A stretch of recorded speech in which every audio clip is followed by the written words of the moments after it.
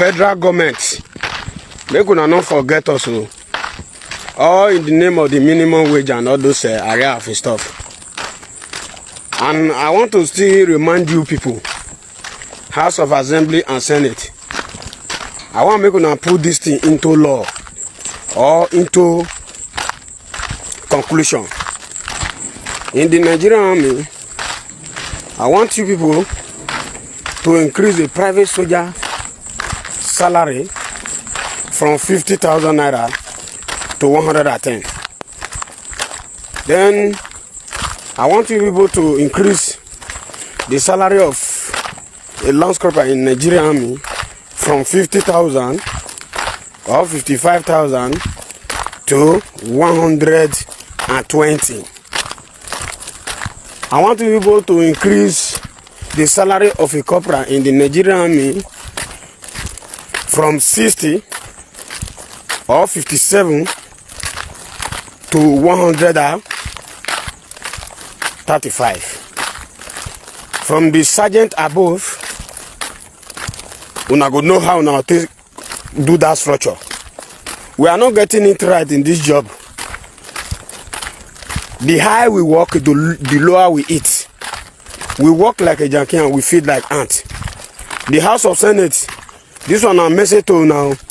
I cannot say message to Nigerian army because I know say now they sign that money for salary. Make una try increase our salary so that those when they don't marry, when they not even marry, they go to see money take up. That salary not reach anything. It not reach anything. If you go market now, you carry 50,000 your salary go. One naira not go follow you come back, and the sack bag when you take buy food stuff, you no go full. So which one will go save till we reach 35 years? I want to save the money to build house. Make una not let people when we live for village come join this work, come make and pass us. More than increase this salary. Make una not let people when we live for village come join this work, come better pass us. Make una increase our salary. We are not getting any money inside this work. We dey suffer. We dey enter, we dey stay for rain, we dey stay for sun. Mosquito dey chop us. We are entitled. From copper below is entitled to receive the salary of 150,000 and lowest. Then allowances to be joined so that we can be able to do one or two things in our family or help the less privileged. Work when they work, na jackie work, but food when they eat, na slavery food. You know they get it right. This one a message to the House of Senate, directed to the President office. Number one, who made the appropriation for the plane, the new plane the President is now having? Now the question I also want to ask is, where did that money come from? Was it supposed to be part of some monies that we don't know about? Secondly, had they bought this plane all this while and they were just going round and round with Nigerians? Because the question is, all of a sudden they said the former plane was bad, which a lot of people still contested, that the former presidential plane was still pretty much in good shape. And they started giving all sort of excuses. Then after buying the plane, we had another drama that the Chinese seized the plane. Did the Chinese really even seize the plane, or they just use that as an alibi to be able to get into us? I mean, those are the big questions we need to ask this morning, because a president cannot just go ahead and just buy a plane without budgetary allocations, and Nigerians are just, not asking any question. So what is really going on? I mean, I can see a couple of people joining me here. Priscilla Lawson, Lexi Body, Sylvanus Yamu. Hey, Olamide, how's it going? Good to see you. Priscilla Iswap. So, I mean, these are the questions we should ask. So, all of this was part of the drama all this while. Because now I'm beginning to think even that Chinese thing and judgment there, maybe it's part of the drama. Because all of a sudden, the Chinese now choose to release the new plane they just bought that we didn't see budgetary provision for, and the next thing, the president flies that same plane back to France. What a great way to be able to introduce a new presidential jet at a time where the dollar to the naira has gotten well over 1,600. The CBN was trying to defend, but it's not been working all this while. This government came into power dollar to naira was about 500-600. Today is well over 1,000. And we're not asking questions. So what was this plan all along? When did they even buy the plane in the first place? So that means that Sahara Reporter story was true, showing that they had bought the plane long ago. So all of a sudden, the same plane that they say, oh, the Chinese seized, flew in, yes, a couple of days ago, then flew out again. And also, boom, big escalate. Can they also show us the interior of the plane? I'm sure the interior will be nothing less than royal, not even presidential. Can they also show the interior of the plane? Hey, Lamide, how are you now? Been a while. We should speak. Been a while. Can they also show us the interior of the plane? And I dare the president for them to do a tour of the interior of the presidential jet. We have a right to know. And I can bet anything that it's going to be as luxurious as anything at the time when Nigerians can barely have food to eat and they are suffering. I keep speaking my truth.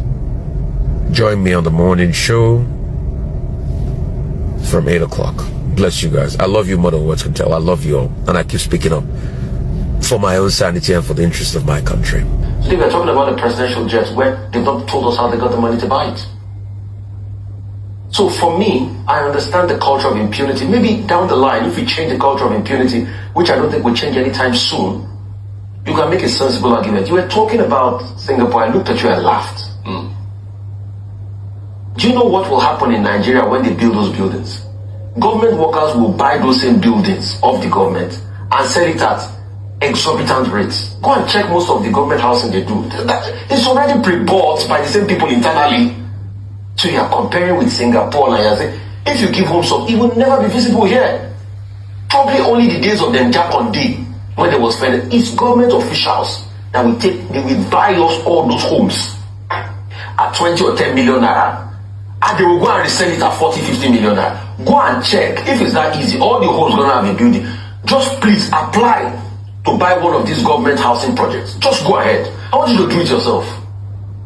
Rotus, culture will eat strategy for breakfast. All you are saying is strategy. The deeper problem is the culture. I get what Kalu Ayagu is saying. Can we put the subsidy at the pump? But the culture of corruption will never allow them put it at the pump. You will see rich people faking big. Do you see that Dambelo's investigation where somebody had 44 different accounts? 44 local government were paying monies to one account. So when you even say you want to do stickers for the poorest of the poor and income bracket and things like that, they will still corrupt it. Wait till you see this import we want to import of food now. But you now hear the corruption that will happen. Haven't you even seen with the forex situation that it was from M for people and things like that, it's supposed to give them food to benefit their business? Have people not fraudulently taken over the process? So the World Bank, with due respect, did not even understand the culture of impunity. They will come, they will crunch data and everything.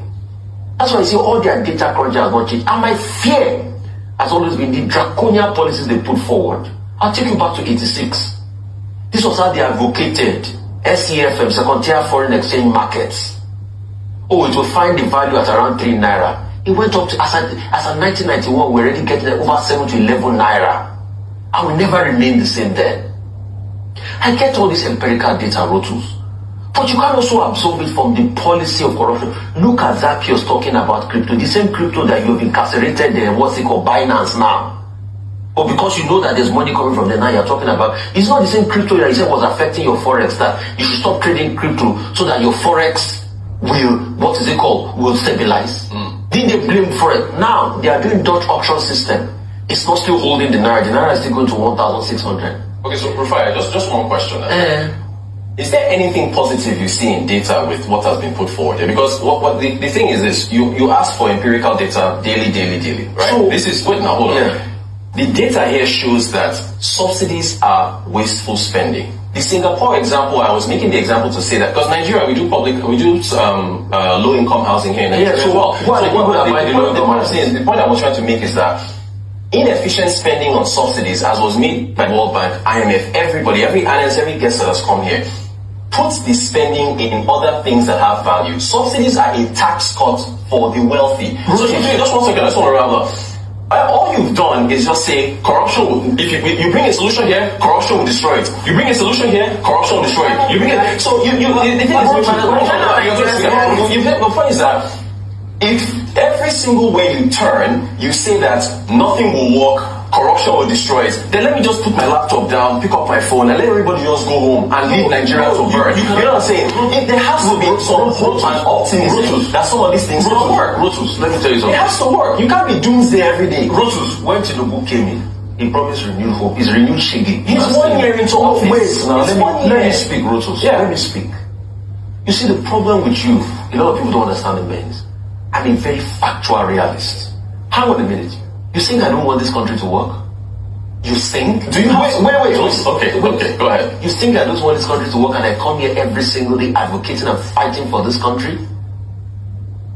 Against my own personal satisfaction sometimes? See, I have told you here that subsidy years, people are frittering it away. Have you been able to solve the corruption? Realistically, no. Do you think it's this present political crop that will solve your corruption?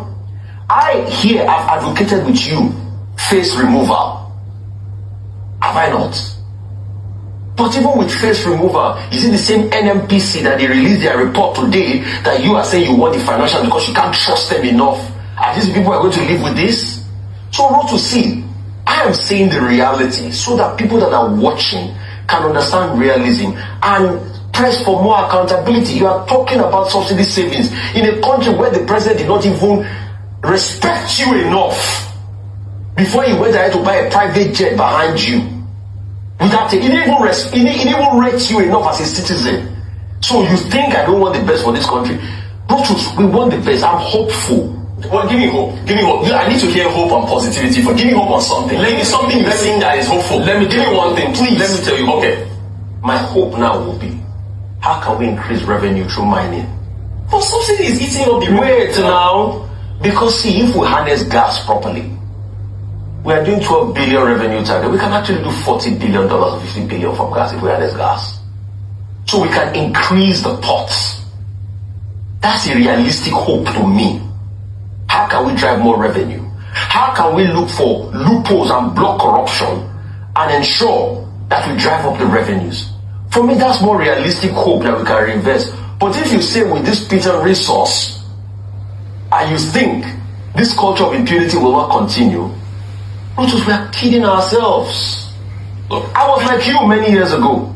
You were like me. I think one of the things, just like when Vimbai came in, one of the things that must happen is balance. And that's why I love the fact that on the side, at the end of the day, both of you are fighting for the same thing, only from different sides of the table. So Brutus in terms of renewed hope, hopeful and all that, and RUFAI is a bit more realistic with regards to the Nigerian reality. But I do agree. Wait, when you say RUFAI is a bit more realistic, are you telling me that the subsidies we're paying now, 6.8 trillion, we should continue to spend that each year when you have other items that you I don't think education and health? What you need to listen, what he had mentioned was gradual phasing out of subsidy and also to fix the structural challenges that we have. I think it's side by side. So if we don't fix those challenges, no matter how much money we save on subsidy, it will still not go to housing, education. No, we're not saying that that's the end, that we're never going to fix it. But the reason why we must speak out about it is that we must acknowledge the fundamental challenges that we have in this nation. We have to, and it's not being negative. It's just facing the truth so that we can begin to challenge it. If we act or bury our heads in the sand as if there's nothing like corruption, if they save on subsidy, we'll go to education, we're not going to hold people accountable to actually fix the problem. I think that's where, for me, for the Singapore one, my comment on that was just that, of course, you can understand Lawrence Wong's position because he has an election to win come at least at the latest November 2025. And part of the things that the Singaporeans enjoy is affordable housing. About 80% of Singaporeans have access to public housing, and that is enabled by government policy, including the fact that aside from the loan to value limits, they are also giving increasing grants. So 40,000 in terms of grants to people who want to be homeowners, and also to stop the arbitrage, especially in terms of the higher resale value of homes as a result of the fact that they don't have enough homes for Singaporeans. So a number of things to consider, and that's a hallmark of good leadership.